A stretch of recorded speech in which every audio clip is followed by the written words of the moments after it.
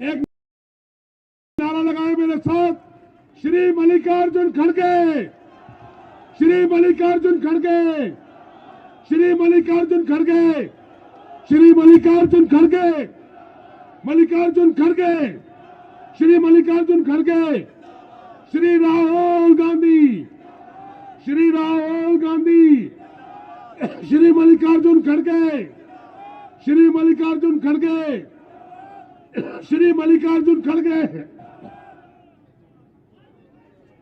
जोड़ो जोड़ो जोड़ो जोड़ो जोड़ो जोड़ो जोड़ो जोड़ो जोड़ो जोड़ो राहुल गांधी, राहुल गांधी, कांग्रेस पार्टी, कांग्रेस पार्टी, श्री मल्लिकार्जुन खड़गे, श्री मल्लिकार्जुन खड़गे, श्री राहुल गांधी, श्री राहुल गांधी, कांग्रेस पार्टी।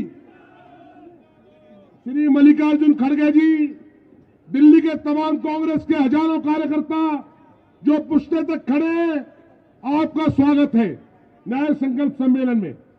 बावरिया जी, आपका स्वागत है। और मैं सभा की कार्रवाई विधिवत रूप से शुरू कर रहा हूं। 11 बजे से लोग आपको सुनने के लिए बैठे हैं। सबसे पहले मैं जिला अध्यक्ष सुनील कुमार जी, दिनेश कुमार जी से अनुरोध कर रहा हूं कि वो माला पहनाकर आदरणीय मल्लिकार्जुन खड़गे जी का स्वागत करेंगे। गुरचरण सिंह राजू जी जो दूसरे जिला अध्यक्ष हैं, उनको भी कहूंगा वो प्रतीक चिन्ह देकर स्वागत करेंगे।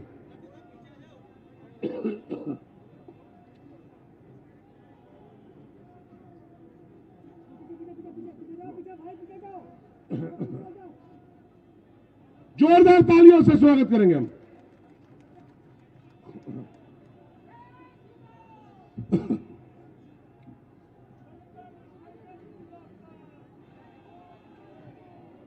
अब मैं आमंत्रित कर रहा हूं दिनेश जी और राजू जी को कि वो माला पहनाकर आदरणीय दीपक बावरिया जी जो दिल्ली के प्रभारी महासचिव हैं, उनका स्वागत करेंगे और उनको प्रतीक चिन्ह देंगे। दीपक बावरिया जी को राजू जी और दिनेश जी।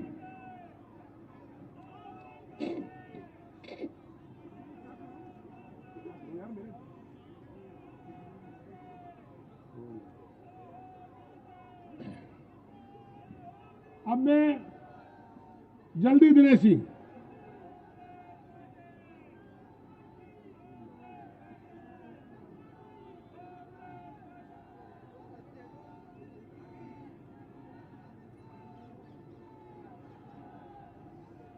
अब मैं दोनों जिला अध्यक्षों से अनुरोध कर रहा हूं, दिनेश जी आपसे, राजू जी से, भाई अजय माकन जी को स्वागत करें और स्मृति चिन्ह दें।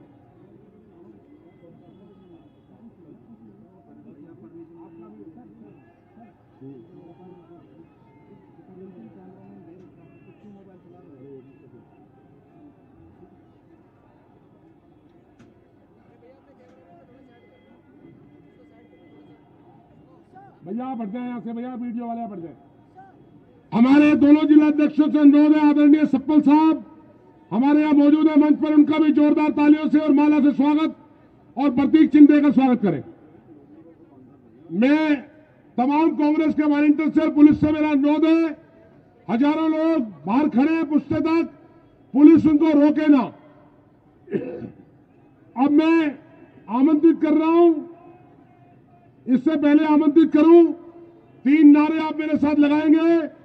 श्री मल्लिकार्जुन खड़गे, श्री राहुल गांधी, कांग्रेस पार्टी, जोड़ो जोड़ो, और बटन दबेगा, बटन दबेगा। अब मैं आमंत्रित कर रहा हूं दिल्ली के जाबाज अध्यक्ष भाई अरविंदर सिंह लवली जी को, वहां हमें संबोधित करें। अरविंदर सिंह लवली जी।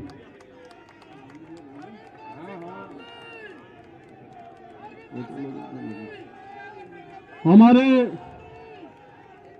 बहुत ही जुझारू अध्यक्ष आदरणीय मल्लिकार्जुन खड़गे साहब, हमारे दिल्ली के बहुत ही जांबाज और जिनका बहुत सहयोग हमको मिल रहा है, ऐसे हमारे जनरल सेक्रेटरी दीपक बाबरिया साहब, ऑल इंडिया कांग्रेस कमेटी के ट्रेजरर मेरे बड़े भाई अजय माखन जी, हमारे दिल्ली के पूर्व अध्यक्ष सुभाष चोपड़ा जी, पूर्व अध्यक्ष अनिल चौधरी जी, हमारे देवेंद्र यादव जी जो पंजाब के इंचार्ज हैं, अलका लांबा जी जो महिला कांग्रेस की राष्ट्रीय अध्यक्षा हैं, हारून यूसुफ साहब जो सीएलपी लीडर हैं, हमारे मनीष चतरथ जी, परवेश हाशमी जी, संदीप दीक्षित जी, कृष्णा तीरथ जी, रमेश कुमार जी, तमाम हमारे मंच पे बैठे हुए पूर्व मंत्रीगण, पूर्व एमपीगण, एमएलए साहिबान, हमारे ऑब्जर्वर, हमारे डिस्ट्रिक्ट कांग्रेस कमेटी के प्रेसिडेंट, इस जिले के हमारे अध्यक्ष गुरचरण सिंह राजू जी, दिनेश कुमार जी और यहां उपस्थित बहुत सम्मानित हमारे कांग्रेस के कार्यकर्ता, मुझे आप सब लोगों का मैं धन्यवाद करना चाहता हूं कि आप लोग 11 बजे से इतनी बड़ी संख्या में बैठे हैं। मैं दिल्ली पुलिस से भी अनुरोध करूंगा, चाहूंगा जो बाहर लोग हैं उनको अंदर आने दीजिए। सर, मैं आपको बताना चाहता हूं, ये जो गीता कॉलोनी का रामलीला मैदान है, ये गीता कॉलोनी का जो रामलीला मैदान है, ये ऐतिहासिक रामलीला मैदान है। ये ऐतिहासिक रामलीला मैदान इसलिए है कि हम जिस जगह पे बैठे हैं, इंदिरा जी ने जब कांग्रेस आई बनाई थी तो पहला कोई प्रतिनिधि पूरे देश में, वो भी हाथी के निशान पे कांग्रेस आई का चुना गया था, तो गांधीनगर से मास्टर हरीशचंद्र जैन चुने गए थे। ये वो जगह है, ये वो जगह है सर। यहां से आधा किलोमीटर दूर जब कांग्रेस आई को हाथ का निशान मिला तो पहला आदमी अगर पूरी देश के अंदर हाथ के निशान पे कोई जीत के आया तो वहां यहां से चौधरी कल्याण सिंह जो जीत के आए, और कांग्रेस आई की बोनी जो है वो यहां से हुई।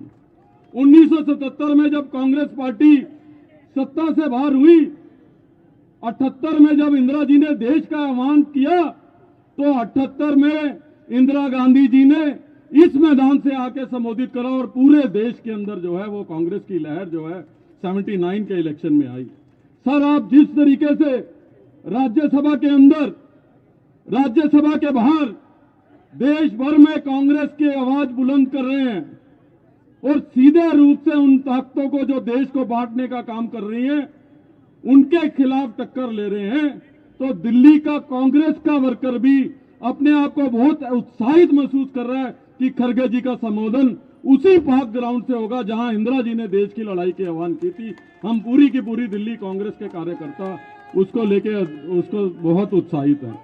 हमारे नेता राहुल गांधी आज पूर्वोत्तर में जिस तरीके से लोगों की न्याय की लड़ाई लड़ रहे हैं, लोगों के लिए गांव-गांव, घर-घर घूम रहे हैं, वहीं हमारे राष्ट्रीय अध्यक्ष मल्लिकार्जुन खड़गे साथ मजबूती से जो है इस लड़ाई को लड़ रहे हैं। मैं तमाम अपने लोगों से कहना चाहूंगा कि कांग्रेस के वर्कर को शर्माना नहीं चाहिए, अपनी लड़ाई को सड़कों पर लेके जाना चाहिए। आज दिल्ली के अंदर ये गूंगी बहरी सरकार सबसे ज्यादा दिल्ली वालों ने खोया है।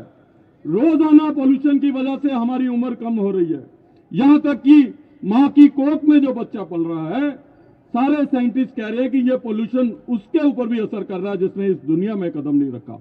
इस गूंगी और बहरी सरकार को उठाने के लिए हम लोगों को मजबूती के साथ लड़ाई लड़नी पड़ेगी। इसीलिए मैं कह रहा हूं, इस बात पे गौर करिए, जो दौर है इस दुनिया का, उस दौर से बोलो। बहरों का इलाका है, जरा जोर से बोलो। ये मैं कांग्रेस के लोगों को जो है आह्वान करना चाहता हूं। मैं ये कहना चाहता हूं कि हमारे नेता राहुल गांधी कह रहे हैं कि डरो मत, हमको डरने या घबराने की बात नहीं है, हमको मायूस होने की बात नहीं है। आज ये हमारे नेताओं से पूछते हैं प्रश्न, भगवान राम हमारे लिए आस्था का केंद्र है, ये हमारे नेताओं से प्रश्न पूछते हैं कि आप आए क्यों नहीं। हम वहां आते जहां प्रधानमंत्री जी थे, हमें कोई दिक्कत नहीं थी कि वो संवैधानिक पद पे हैं। वहां यूपी के मुख्यमंत्री थे, हमें कोई दिक्कत नहीं थी वो संवैधानिक पद पे हैं। वहां यूपी की उपराज्यपाल महोदय थी, राज्यपाल महोदय थी, हमें कोई परेशानी नहीं है वो संवैधानिक पद पे हैं।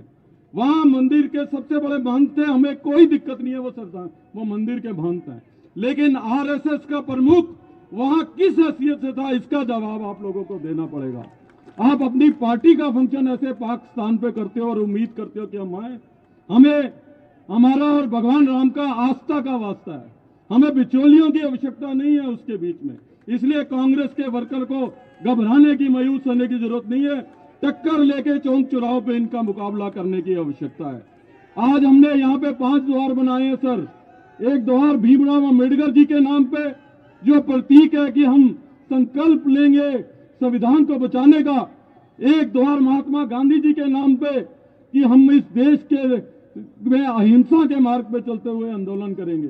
एक द्वार लाल नेहरू जी के नाम पे कि हम इस देश की संविधान की रक्षा के लिए, इस देश के लोकतंत्र को बचाने के लिए जो भी करना पड़ेगा वो दिल्ली कांग्रेस का लोग करेगा। एक इंदिरा जी के नाम पे कि इंदिरा जी के सशक्त नेतृत्व में जैसे कांग्रेस का कार्यकर्ता लड़ता था उसी तरीके की लड़ाई लड़ेंगे। एक राजीव जी के नाम पे कि युवा जो है वो आज भी राहुल गांधी और कांग्रेस पार्टी में विश्वास रखता है, वो उसके नाम का। तो इसलिए आपसे कहना चाहता हूं, घबराने की जरूरत नहीं है, मजबूती के साथ लड़ाई लड़ो। और अंत में एक बात कह के खत्म करूंगा कि आप सबको इस शेर को अपने जीवन में उतारना है। मैंने पहले भी बोला है कि हमको मालूम है कि दुश्मन कम नहीं, हमको मालूम है कि दुश्मन कम नहीं, पर हमारी तरह जान हथेली पे थोड़े है। जो आज बन के बैठे हैं साहिब मसलन, किराएदार हैं, जाति मकान थोड़े। और इस देश की मिट्टी में मिला है सबका खून, किसी के बाप का हिंदुस्तान थोड़े है।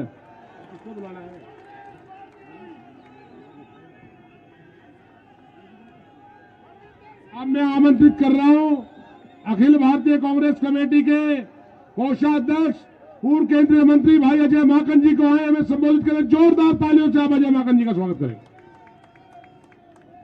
हमारे बहुत ही सम्मानित मल्लिकार्जुन खड़गे साहब, अरविंदर सिंह लवली जी, मेरे बहुत ही जुझारू प्रदेश कांग्रेस कमेटी के अध्यक्ष दीपक बाबरिया जी, यहां पर मंच पर उपस्थित अखिल भारतीय कांग्रेस कमेटी के अन्य वरिष्ठ नेतागण, साथियों, भाइयों और बहनों, मैं बहुत ही संक्षिप्त में अपनी बात कहूंगा क्योंकि अभी पूरे हिंदुस्तान में लाइव यहां पे यहीं से जाएगा।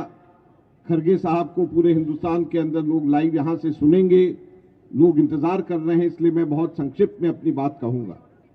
साथियों, पिछले वर्ष लगभग इसी समय राहुल गांधी जी ने भारत जोड़ो यात्रा यहां से शुरू करी थी और यहां से इसी जगह से होकर के गए थे।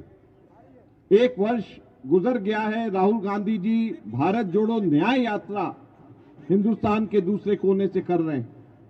आखिर ये सब क्यों हो रहा है, क्यों करने की जरूरत पड़ रही है? आज हमारे देश का लोकतंत्र खतरे में है और इसलिए मैं बधाई देना चाहता हूं लवली जी को कि सारे कांग्रेस जनों को आपने इकट्ठा करके इस लोकतंत्र बचाने के संघर्ष में इकट्ठा किया है। और जो आप सब के सब लोग यहां पे आए हैं, आप लोग लोकतंत्र बचाने की ऐतिहासिक भूमिका के अंदर आप लोग निभाने के लिए जा रहे हैं, इसलिए मैं आप सब लोगों को बधाई देना चाहता हूं। मैं बधाई देना चाहता हूं उन सभी तमाम कांग्रेस के नेताओं को जो आज घर से निकल करके बाहर लोकतंत्र बचाने के संघर्ष के अंदर यहां पर आए हैं कि आप सबके सब लोग ऐतिहासिक कार्य कर रहे हैं। हमारे देश का लोकतंत्र जब खतरे में है तो उसको बचाने का कार्य आप लोग कर रहे हैं। यहां पर हम सबके सब लोग, जैसे मैंने शुरू में कहा कि खड़गे साहब को आज सुनने के लिए आए, लवली जी ने बहुत ही खूबसूरती से यहां पे सारी बातों को कहा है। मैं अपनी बात को समाप्त करने से पहले केवल एक बात कह करके जाना चाहूंगा। जब मैं यहां पर आया तो मेरे को एकदम से याददाश्त वापस मेरे पूर्व मित्र और इस इलाके के आप लोगों के नुमाइंदे डॉक्टर ए.के. वालिया की याद के अंदर आ गई।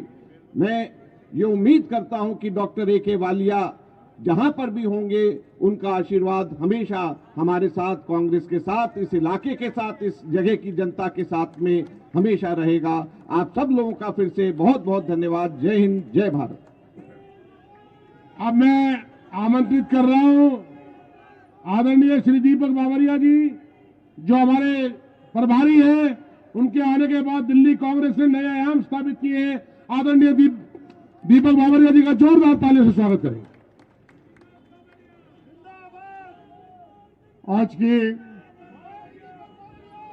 आज की ये मीटिंग में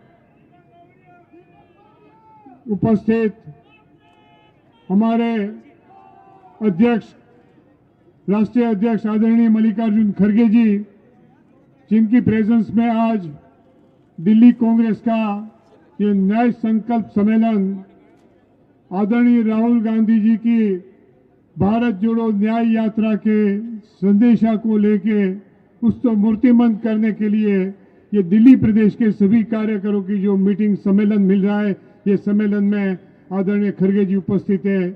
उनका हमारे एआईसीसी के ट्रेजरर आदरणीय माकन जी, प्रदेश अध्यक्ष लवली जी, पूर्व प्रदेश अध्यक्ष चोपड़ा जी, हमारे एआईसीसी के सभी सेक्रेटरी, मंचस्थ सभी आगेवान, यहाँ पधारे हुए सभी साथियों, कार्यकरों, वार्ड से और पूरे दिल्ली प्रदेश से आए हुए सभी नागरिक, सभी भाइयों का आपका अभिवादन है।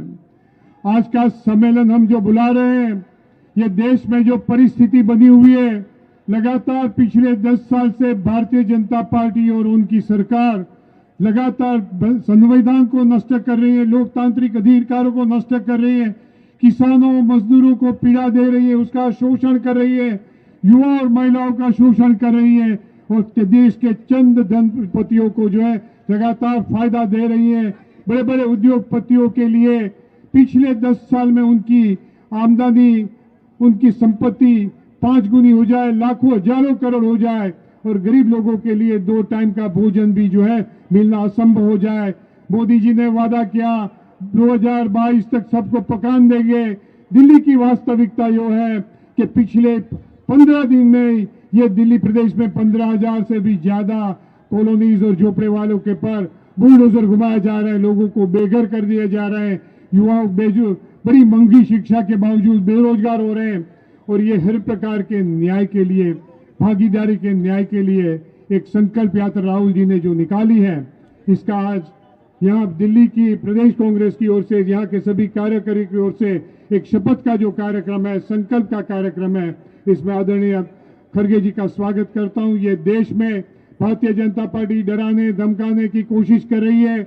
मुझे गर्व है, फख्र है कि हमारे अध्यक्ष आदरणीय खड़गे जी पार्लियामेंट से लेके पूरे देश में मोदी जी को ललकार रहे हैं कि ताकत है तो आ जाओ मैदान में, ताकत है तो जो है ये देश की जनता के मन में अभी जो आशंका है, आप कहते हैं 400 सीट लाएंगे, जहां 3 राज्यों में लगातार सर्वेक्षण एजेंसी, चैनल, मतदाता, मीडिया कह रहे थे कि यहां जो है कांग्रेस की सरकार बनने जा रही है, भाजपा पीटने जा रहा है, वहां भी जो है आप जो नतीजे निकाले हुए हैं, लोगों के मन की आशंका है, लोकतंत्र की बुनियाद है कि जो है लोगों का भरोसा बना रहे, उसके मतदान में उसका भरोसा बना रहे, जिसको वोट देता है वहां रजिस्टर होता है, वो मत भरोसा बना रहे।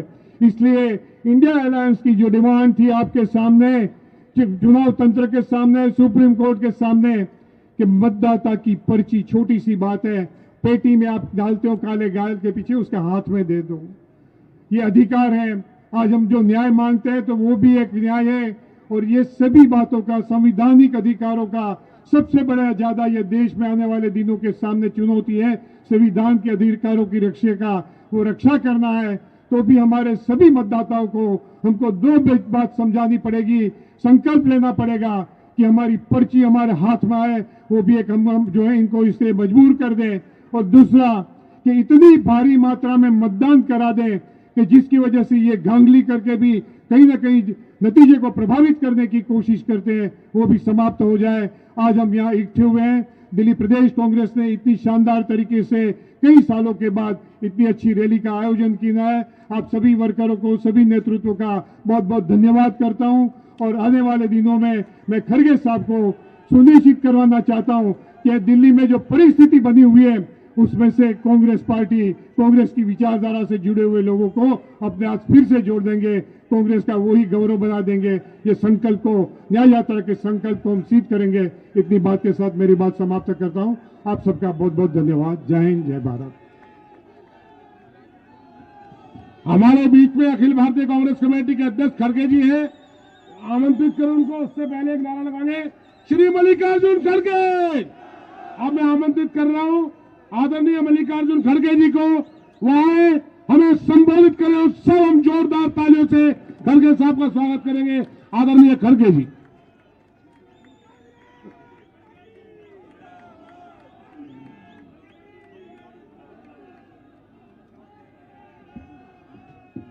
किसके हैं?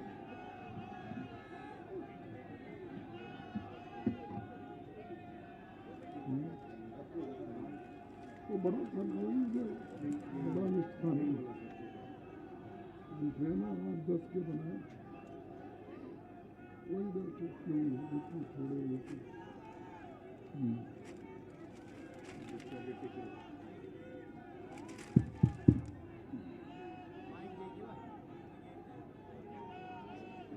बोलो भारत माता की जय हिंद, जय कांग्रेस। भाइयों, आपने दिल्ली प्रदेश कांग्रेस कमेटी की ओर से ये जो जनसभा और कार्यकर्ताओं की मीटिंग यहाँ लगाई है और इसमें हमारे कांग्रेस के जनरल सेक्रेटरी दीपक बाबरिया, हमारे ट्रेजरर अजय माखन जी और हमारे अध्यक्ष अरविंदर सिंह लवली जी,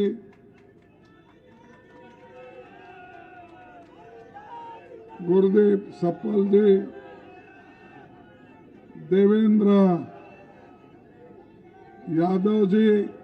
अरे बस करो भाई, बस करो, बाद में बोलो। तो ये जोश सब इलेक्शन में दिखाना, आपको तो उनका भी बाद में ही बोलना। उदित राज जी, अलका लांबा जी, राजेश लिलोतिया जी, सुभाष चोपड़ा जी, संदीप दीक्षित जी, अनिल चौधरी जी, हारून यूसुफ जी, राजकुमार चौहान जी, परवेज हासिम जी, अभिषेक दत्त जी, अमृता धवन जी और मनीष चतरथ जी, मुकेश शर्मा जी। इतने जो हमारे लीडर हैं और भी मंच पर बैठे हुए बहुत ही इम्पोर्टेंट लीडर्स हैं, सबका नाम मैं नहीं ले सकता क्योंकि एक तो समय का थोड़ा अभाव है और दूसरा आप लोग 2 घंटे से यहाँ बैठे हैं, थके हैं, तो फिर आप लोगों को ज़्यादा देर तक मैं यहाँ रोकना नहीं चाहता। आप अपने कामों को भी जाना है। ये गीता कॉलोनी में रामलीला मंदिर, रामलीला मैदान में जो इतनी बड़ी संख्या में दिल्ली में ये जो सभा आयोजन किया गया है, तो मैं दिल्ली प्रदेश कांग्रेस कमेटी के अध्यक्ष और उनके कार्यकर्ताओं को मेरा धन्यवाद है।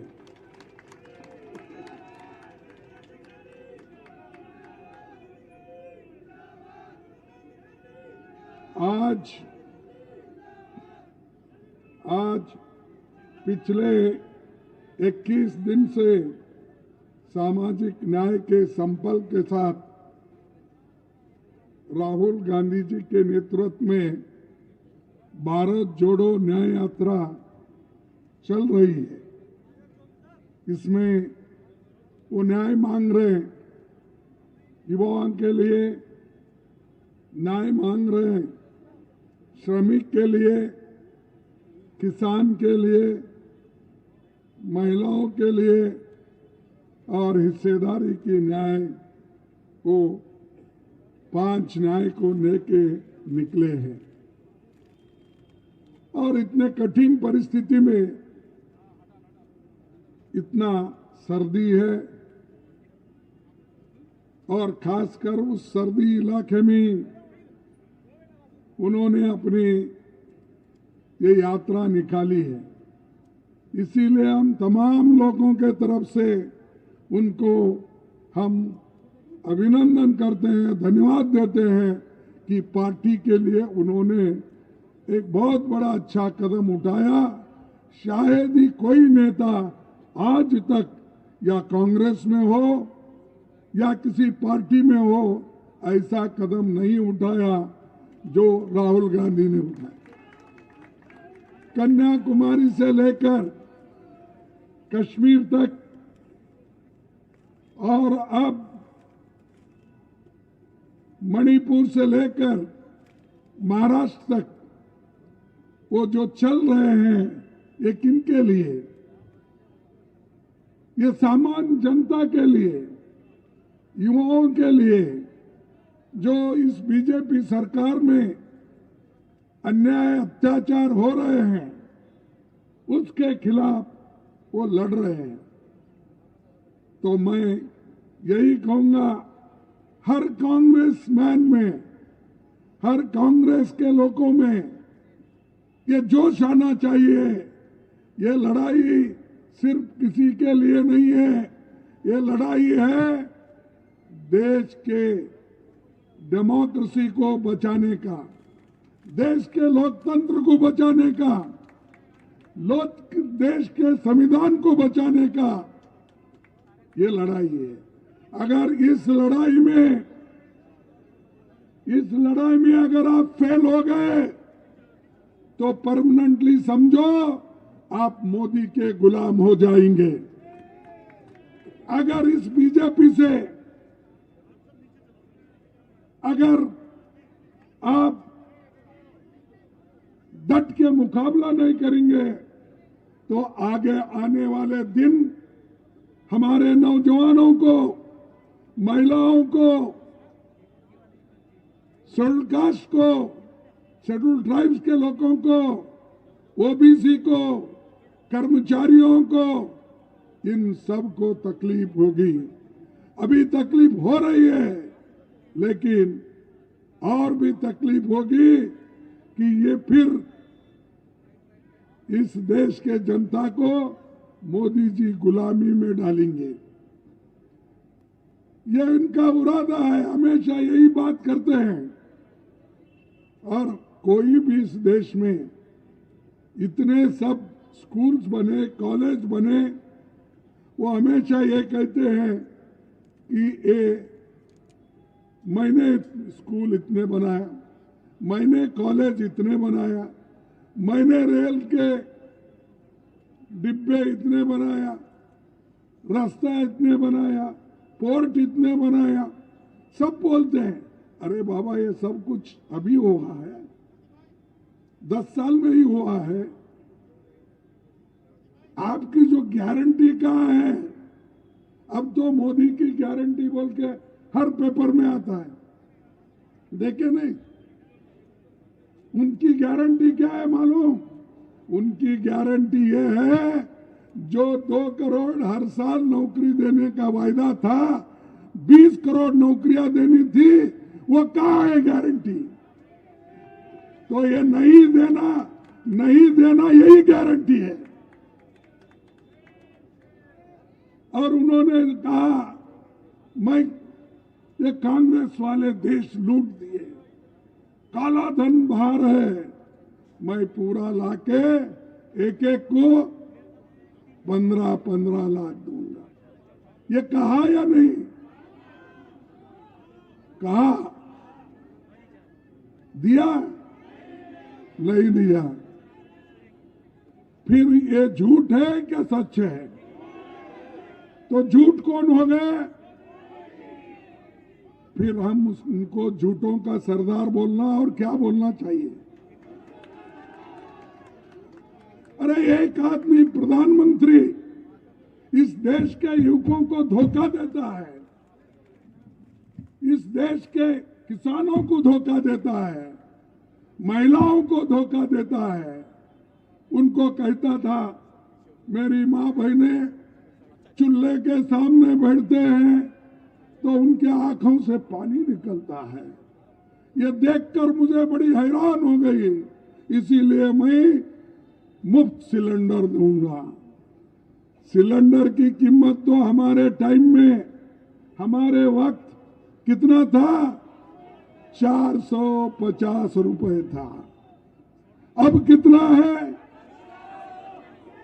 तो ये जनता की भलाई की है क्या जनता की बुराई की है? आप ही सोचिए। ये गारंटी है उनकी, ये गारंटी है, इसलिए आप उस गारंटी को मत देखो कांग्रेस की गारंटी को। हमने ये कहा कि आपको पेट भर खाना देंगे, इसीलिए सोनिया गांधी जी ने फूड सिक्योरिटी एक्ट लाया और करोड़ों गरीबों को उन्होंने मुफ्त में चावल दिया। उस वक्त सिर्फ 3 रुपए थे, लेकिन हमने उसको कम करते आए हर जगह अलग अलग ढंग से। लेकिन आज 80 करोड़ लोगों को मैं मुफ्त दे रहा हूं। अरे कहां से दे रहा भाई? कानून तो हम बनाए, सोनिया गांधी जी ने बनाई, और उनके जमाने से ये चावल देना शुरू हो गया।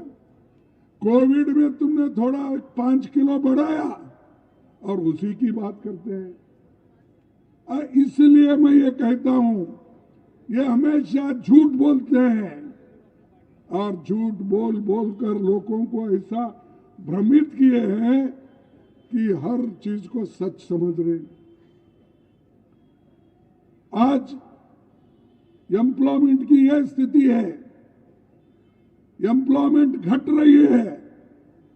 सरकार में 30 लाख वैकेंसीज है, रेलवे में है, पोस्ट ऑफिस में है, केंद्रीय विद्यालय में है और स्कूलों में है, एडेड इंस्टीट्यूशन में है।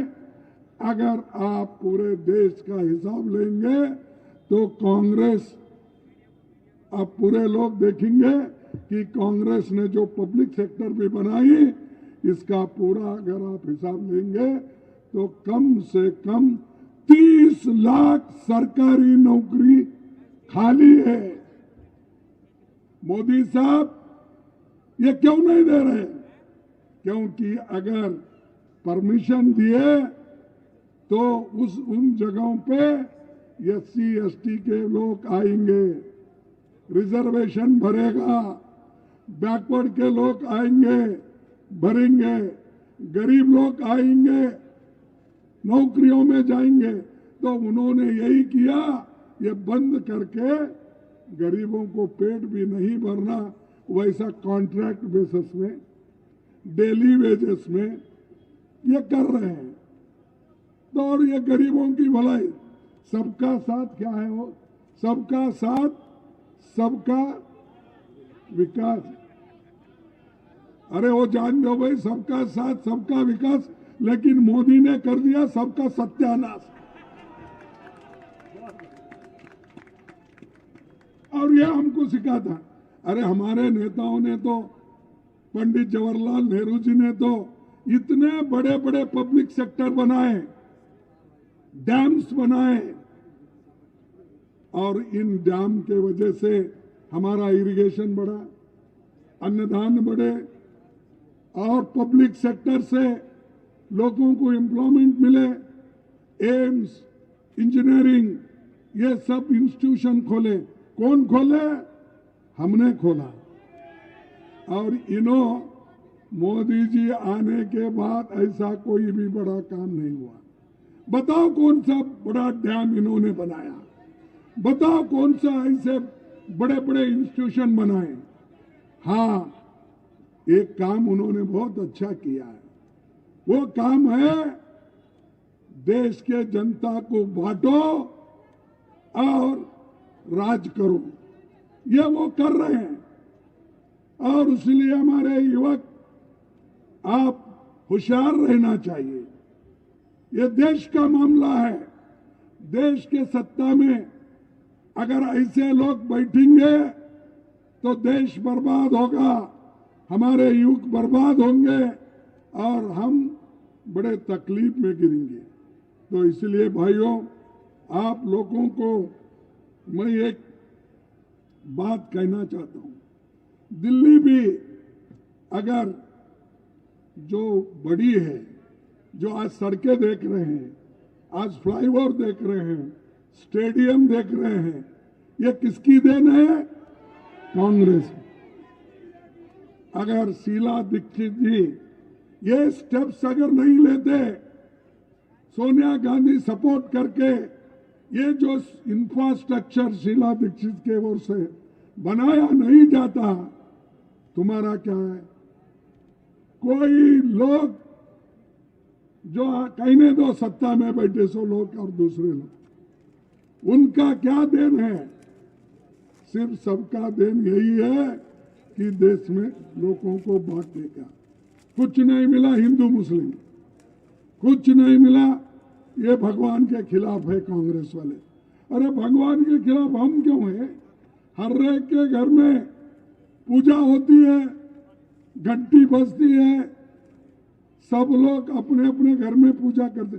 तुम्हारे जैसे वोट के लिए आप करते हो, हम अपनी आत्मा के शांति के लिए करते हैं। आप लोग दिखाने के लिए करते हो, लेकिन हमारे लोग आध्यात्मिक होके वो काम करते हैं। तो भाइयों, ये जो इनका ये सरकार है, एक बात मैं बताऊंगा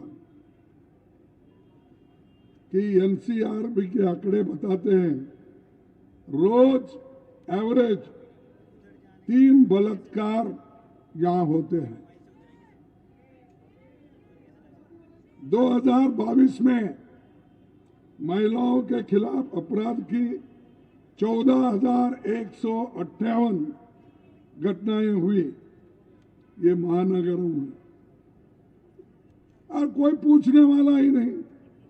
एक जमाना था कांग्रेस का, अगर छोटी सी भी कोई गलती होती तो लोग रोज आके सड़कों पे बैठते थे, भजन करते रहते थे, रात भर वो क्या है अपना मोमबत्ती लेके फिरते थे।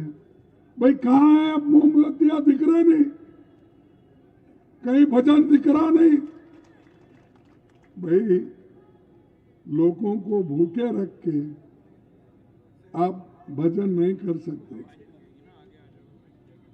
इसीलिए लोगों को खिलाना है।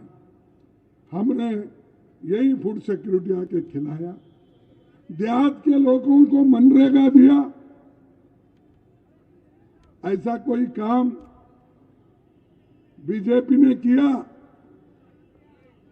है? सो मनरेगा प्रोग्राम को पैसे इन्होंने घटाया और वो कहे कि जब जरूरत पड़ती है तब हम देते जाएंगे। अरे भाई, बजट में ही अगर ज्यादा पैसा नहीं है, आप देहात के लोगों को 100 दिन की गारंटी थी नौकरी देने की, काम करने, आप कितना दे रहे हो? 19 दिन। ये मोदी सरकार का मॉडल है। ये मोदी जी का गरीबी के बारे में सोचना है, इसीलिए इसको ध्यान में रखिए। अब भूलिए आपके छोटे मोटे कुछ भी डिफरेंसेस है, ये देश के लिए लड़ना है और एक बार हमको आजादी लाना है, बोलने की आजादी लाना है, लिखने की आजादी लाना है, मीटिंग करने की आजादी होना है, सबके साथ मिलके एक बंधु प्रेम के साथ रहना है इसकी। लेकिन मोदी जी के जमाने में कोई अच्छा बात करता है उसको सीधा FIR होती है। कोई कांग्रेस पार्टी के लोग अच्छी बात करते हैं, अन्याय के विरुद्ध लड़ते हैं तो रोज FIR होता है। और उसके अलावा अब आजकल ED, इनकम टैक्स, ये सब तैयार है। पहले कोई सुना इसका ऐसा? ये इसलिए कि देश के लोगों को डरा डरा कर, अपोजिशन को डरा डरा कर अंदर डाल के ये हुकूमत करना चाहते हैं। अब तक 411 MLAs को इन्होंने 10 साल में या तो खरीदा या डरा के अंदर लिया। 411 लोग, MPs, राज्यसभा मेंबर्स, वो जो अगर अपोजिशन पार्टी में है तो वो कलंकित हो जाते हैं।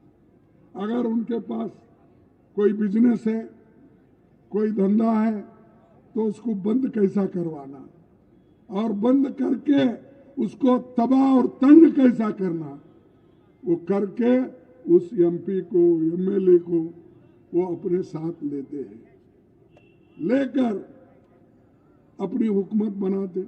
ऐसा ही पहले उन्होंने हुकूमत बनाया, मध्य प्रदेश में बनाया, मणिपुर में बनाया, उत्तराखंड में बनाया, कर्नाटक में बनाया, हर जगह बनाया। और बनाकर ये कहते हैं बीजेपी उसूलों की पार्टी है। भाई क्या उसूल है आपके?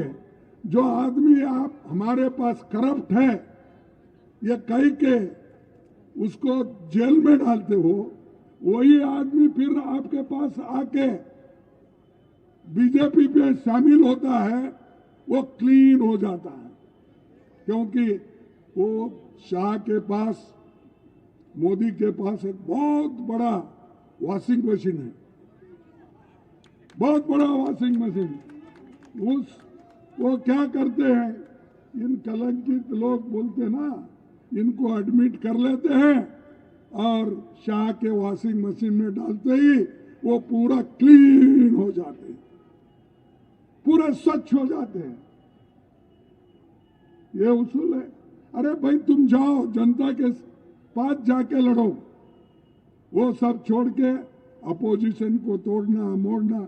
अब देखिए झारखंड का क्या हुआ, हमारे लोगों को तोड़ने की कोशिश की, लेकिन कभी वहां के जो ट्राइबल MLAs थे, कांग्रेस के MLAs थे, RJD के MLAs थे, वो टूटे नहीं, डट के रहे। फिर से वहां पर हुकूमत हमारी सब मिलजुल के आई।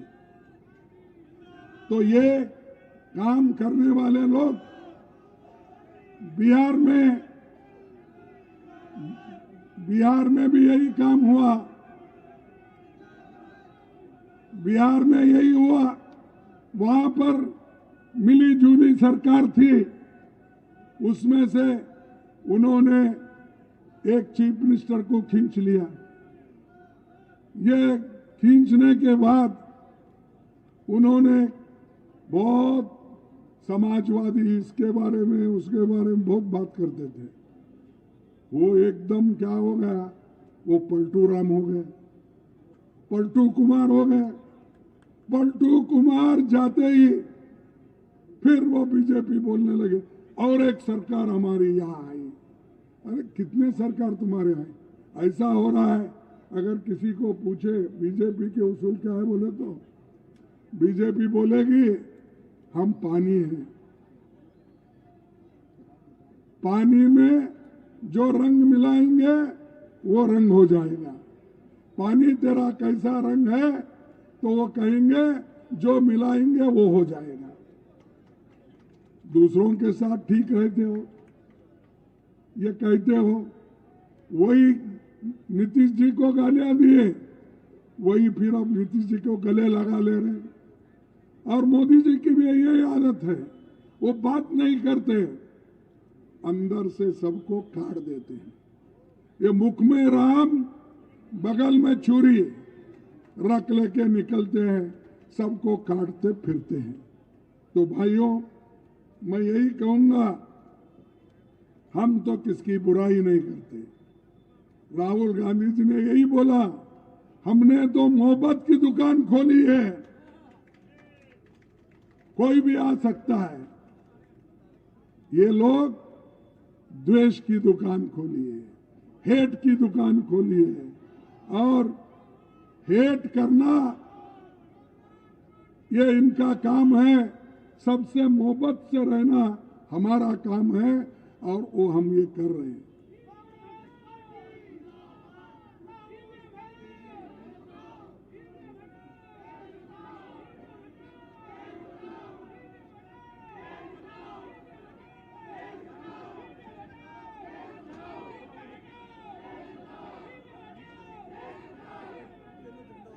भाइयों, और एक आपको बताना चाहता हूं, 147 हम एमपी थे। 147 एमपीज को राज्यसभा मिला के उनके काले कानून आ रहे थे, उसमें बहस नहीं होना, इसलिए उन्होंने क्या किया, एक एक करके बाहर डाल दिए। चंद लोग पार्लियामेंट में भी नहीं है, चंद लोग अपने कुर्सी पे भी नहीं उठे, ऐसे सभी को बाहर डाल के मोदी जी ने अपने कानून पास कर लिए। और ऐसे लोग अगर रहे तो अपने को जो होना है वो कर लेंगे। तो ये डिक्टेटरशिप के ओर जा रहे हैं मोदी जी। आप पढ़े लिखे लोग हैं, दिल्ली हमारी कैपिटल है, कन्याकुमारी से लेकर कश्मीर तक के लोग यहाँ आते हैं, बंगाल से लेकर गुजरात के लोग यहाँ आते हैं। आप सर्व के यहाँ के लोग, अगर हम दिल्ली जीतेंगे तो सारा देश जीतेंगे।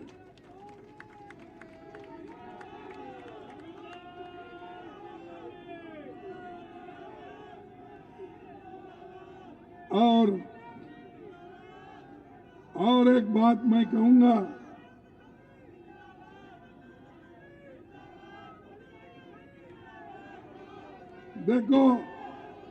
देखो गरीबों को ये कैसा सताते हैं, उसका एक उदाहरण देता हूं। एक गरीब शेड्यूल कास्ट आदमी जिसके पास सिर्फ 450 रुपए थे, वो भी ओल्ड एज पेंशन की। चेन्नई में एक बीजेपी का लीडर इस दलित के जमीन को हड़पने के लिए उसने ईडी केस डाल दिया। ईडी के लोग गए, उसके घर तमाम ढूंढे, उसके घर में निकले 450 रुपए। आप इससे सोचिए ये लोग कितने सताते हैं, क्योंकि उसके बाजू का जमीन वाला एक बीजेपी मालदार आदमी था, वो चाहता था उसकी जमीन हड़पना, ये नहीं चाहता था कि अपनी जमीन खोना, उसके लिए ही बहुत बड़ा था। उसको सताने के लिए ईडी के पास गया और कहा, देखो इसके पास बहुत पैसे हैं, देख लो। ईडी छापा मारी तो उसके घर तमाम ढूंढने के बाद कितने पैसे निकले, 450। ये है मोदी की ईडी। वो कांग्रेस वाला था और कंप्लेंट करने वाला बीजेपी था। तो भाइयों, आप सोचिए, आप ये मत सोचिए मेरे पास मैं कुछ नहीं किया, क्या नहीं। आखिरी में आपको ये भी पूछेंगे, भाई कम से कम आप नहीं बोल रहे तुम्हारे पास कुछ, तो ये जैकेट कहां से खरीदे, ये पूछेंगे। और जैकेट खरीदे कितने रुपए का है, 400। कहां से आए 400, हिसाब दो। तो ये लोग ऐसे हैं, ये मुल्क को तोड़ देंगे। तो आपको खड़ा होना है। आप जब खड़ा हो जाएंगे तभी ये ठीक होगा। क्योंकि हर अदालत में उनकी चलती है, हर ऑफिसर के पास उनकी चलती है, हर लोगों को वो कुछ ना कुछ धमका के डरा के रखते हैं। इसीलिए मैं एक लाइन, 2 लाइन बोलूंगा। वो लाइन है बशीर भद्र की। तो उन्होंने कहा, इनके लाइन ठीक लगते हैं इसमें, अपील भी तुम, दलील भी तुम, अपील भी तुम, दलील भी तुम, गवाह भी तुम, वकील भी तुम, गवाह भी तुम, वकील भी तुम, जिसे भी चाहो हराम कह दो और जिसे भी चाहो उसको हलाल कर दो। ये लोगों के पास जिसको चाहे वो कर देंगे। और इसीलिए मैं आखिरी 2 मिनट बोल के अपने भाषण को खत्म करूंगा। एक हमको देखना है इस 10 साल में उन्होंने क्या किया। और उनके राज में एक तो भावनात्मक कार्ड खेलते हैं, रिलीजन कार्ड खेलते हैं, लोगों को ऐसा बुलाते हैं, भाइयों और बहनों मैं आपका दुख नहीं देख सकता। छोटे मोटे व्यापारियों को इन्होंने नहीं छोड़ा, उनको मदद करने की बात की, उनको लोन देने की बात की, लेकिन लोन किनको देते हैं? चुन चुन के आरएसएस के लोगों को, चुन चुन के बीजेपी के लोगों को। कोई गरीब उनके पास जाके लोन नहीं मांगता, उसको देते नहीं। बैंकों को भी उन्होंने खरीदा, सब लोगों को डर के अंदर रखा। वो बैंक वाले भी बोलते हैं साहब हम नहीं दे सकते, ऊपर का ऑर्डर है। ऊपर का ऑर्डर क्या है? जो लोग तुम्हारे पास आते हैं, तुम्हारे पॉलिसी के तहत जो मांगते हैं, उनको नहीं देना, ऐसा कोई है? नहीं, लेकिन वो करते हैं। इसीलिए मैं एक 4-5 शब्द आपको बोलूंगा। हर घंटे देश का एक किसान आत्महत्या करता है। हर घंटे इस देश का किसान आत्महत्या करता है। हर घंटे 2 नौजवान आत्महत्या कर लेते हैं। आम आदमी पर टैक्स 55% है, जीएसटी सब मिला के। और अदानी अंबानी अमीर लोगों के ऊपर कितना है? उनको तो करोड़ों रुपए दे रहे हैं आप कर्जा। वो कर्जा ले रहे हैं, देश के बाहर जा रहे हैं। मोदी जी जब बाहर जाते हैं, वो सब लोगों को जमा करके तालियां बजाते, मोदी मोदी मोदी। अरे पैसा हमारा, लोग जो डिपॉजिट रखते बैंक में, वो पैसा तुमने उनको लोन के रूप में दिया, वो पैसा लेकर उन्होंने भाग गया। जब तुम जाते हो वो तालियां बजाते रहता है। और इन्होंने खुश, वो कौन सा की एक है पिक्चर देखा था मैं पहले, मुगम्बो खुश है क्या किया? हाँ, तो वैसा खुश हर जगह बोलने का। और अमीरों का टैक्स केवल 2 से 3% है, गरीबों का टैक्स 55% है।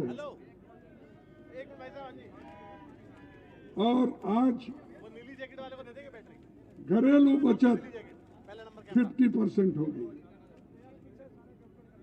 किसके पास पैसे ही नहीं, महंगाई इतनी बड़ी है, तेल महंगा, आटा महंगा, पल्सेस महंगे, हर चीज महंगा।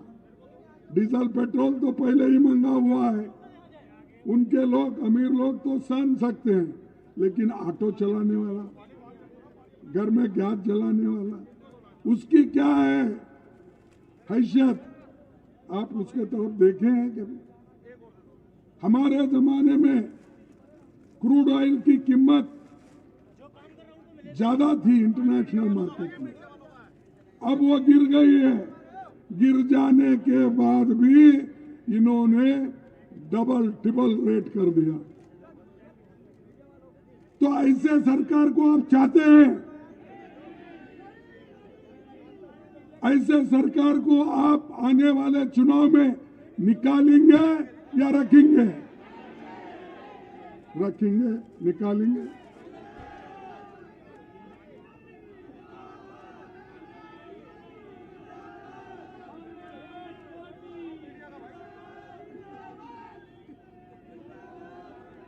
और भाइयों और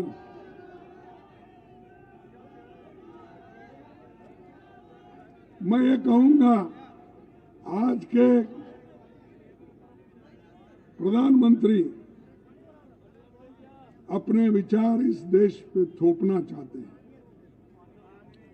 हमारी लड़ाई बीजेपी और आरएसएस के साथ है, किसी और गरीब के लिए, गरीब के साथ हम लड़ते नहीं। हम तो अमीरों के खिलाफ है, गरीबों के लिए लड़ते हैं। राहुल जी भी गरीबों के लिए ही ये पदयात्रा।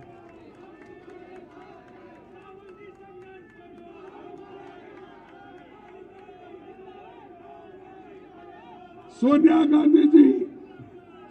गांधी जी 2004-2009 में अपनी सरकार बनाई।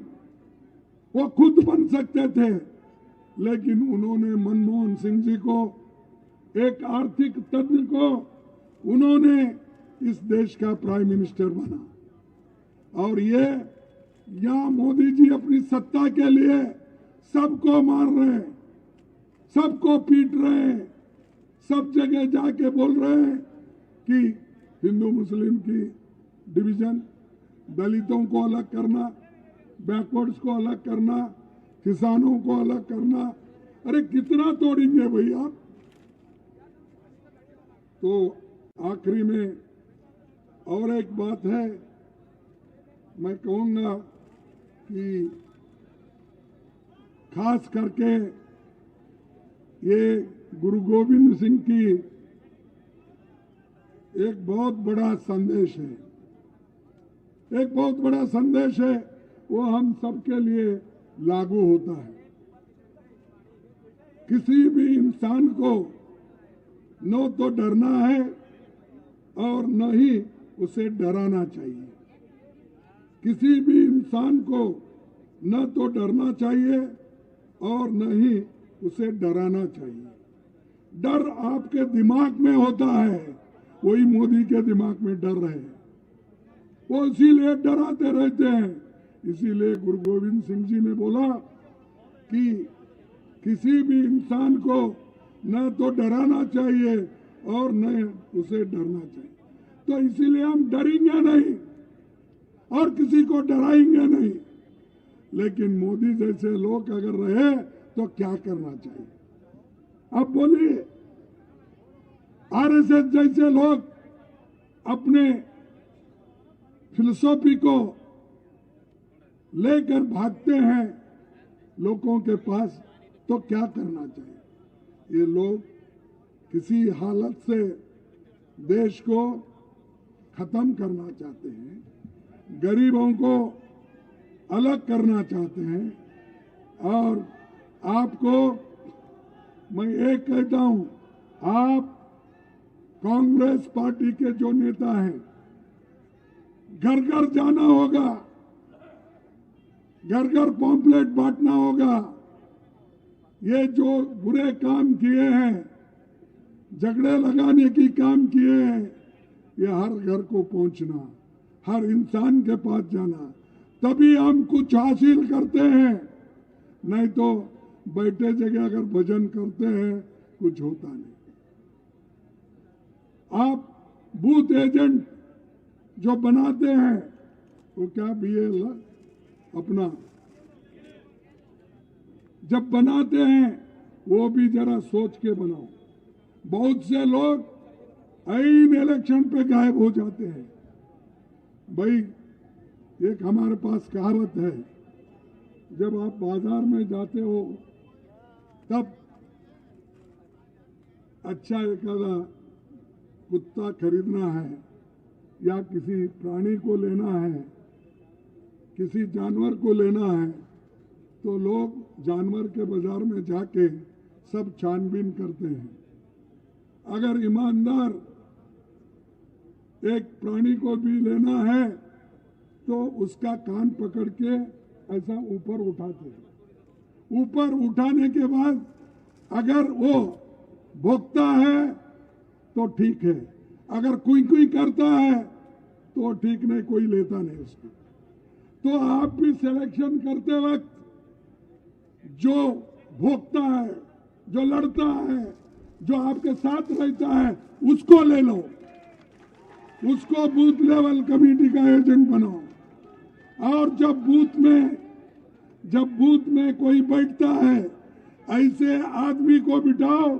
वो सुबह अगर 7 बजे जाता है तो जब वहां आपकी पेटी बंद होती है उसी वक्त साइन करके बाहर आना चाहिए, नहीं तो जाना आना, अरे बैठो भाई, क्यों बैठो, जाना आना, चाय पी के आए, नजदीक ढाबा है तो उधर गए, नजदीक के होटल पे गए, वहां 2 मिनट, ऐसा हो गया तो वो अंदर वाले ऑफिसर जो उन्हीं के होते हैं चुन चुन के डालते हैं।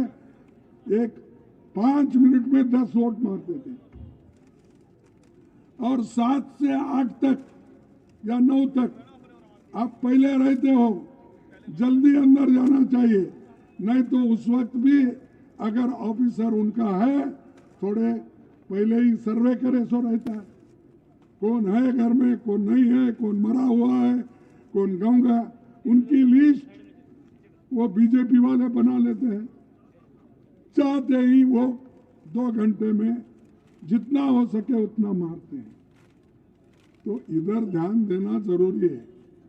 ये उसी वक्त हम कुछ हासिल करते हैं तभी ये जिंदाबाद का क्वेश्चन आता है। अगर वही हासिल नहीं करेंगे, जीतेंगे नहीं, तो बड़ा मुश्किल हो जाएगा।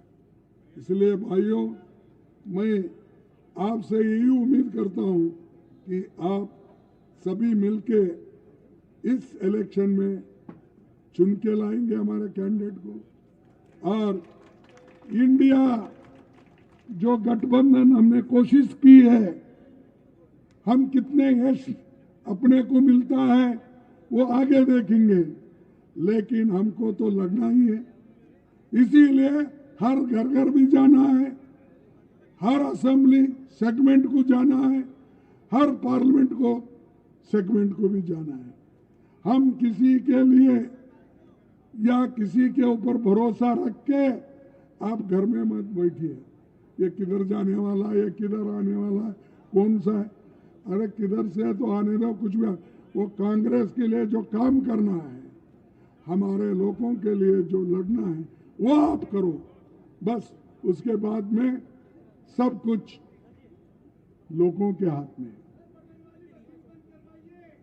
देखो भाई, मेरा अगर मेरे हाथ में होता, मैं आधा घंटे में खत्म कर देता, लेकिन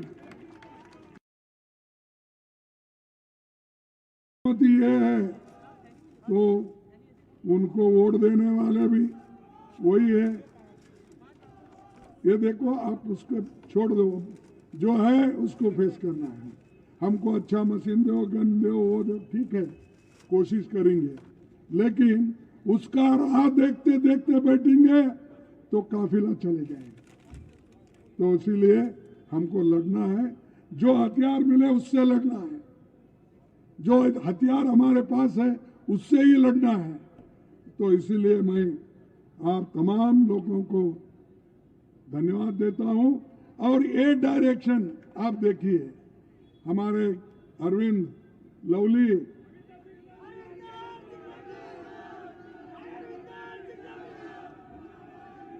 ये ठहरो भाई,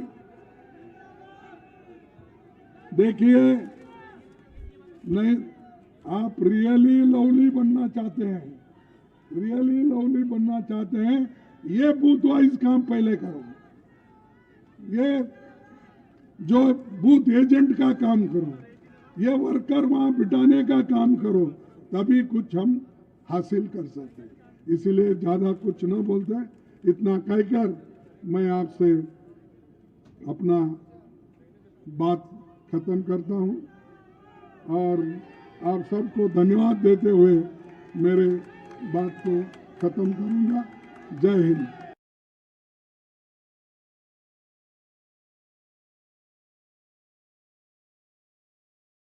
धन्यवाद। एक मिनट भाई, सुबह 11 बजे से पुष्कर तक 20,000 कांग्रेस के कार्यकर्ता दिल्ली से आए हैं। 20,000 कार्यकर्ता पुष्कर तक दिल्ली से आए थे। अब मैं सुबह 11 बजे से आप बैठे थे भूखे प्यासे, सुभाष चोपड़ा जी से अनुरोध कर रहा हूं वहां हमें धन्यवाद करें, आशीर्वाद दें। आदरणीय भाई सुभाष चोपड़ा जी, जोरदार तालियों से स्वागत।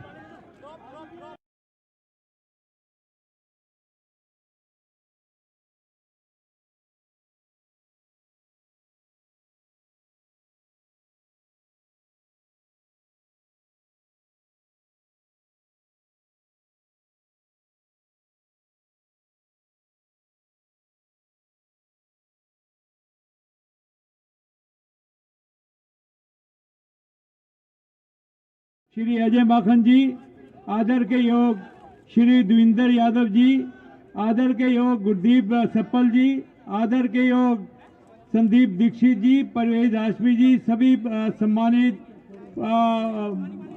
पूर्व मंत्री, विधायकगण और मंच पर विराजमान सम्मानित मंच और कांग्रेस की आन बान और शान, कांग्रेस के मेरे सारे कार्यकर्ता भाइयों और बहनों, सबसे पहले तो मैं खड़गे जी का बहुत बहुत धन्यवाद करता हूं। खड़गे जी, आपको एक बात बताऊं, पिछले 3 महीने में दिल्ली की जो कांग्रेस के अंदर जान फूकी है, दिल्ली को कांग्रेस को जिंदा किया,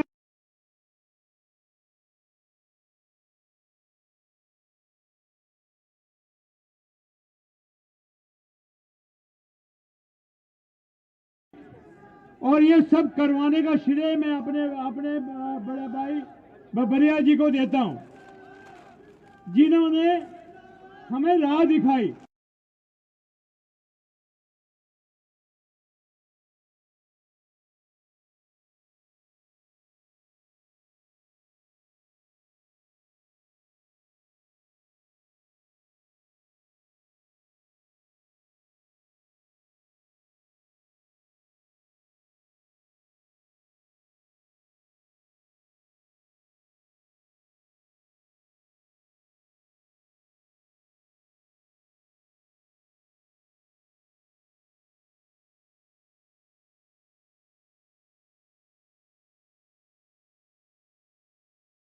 अंदर बढ़ती महंगाई के लिए, देश के अंदर भाईचारा को बढ़ाने के लिए, देश के अंदर मोहब्बत की दुकान सजाने के लिए, इसलिए आप आवाज उठाते हैं।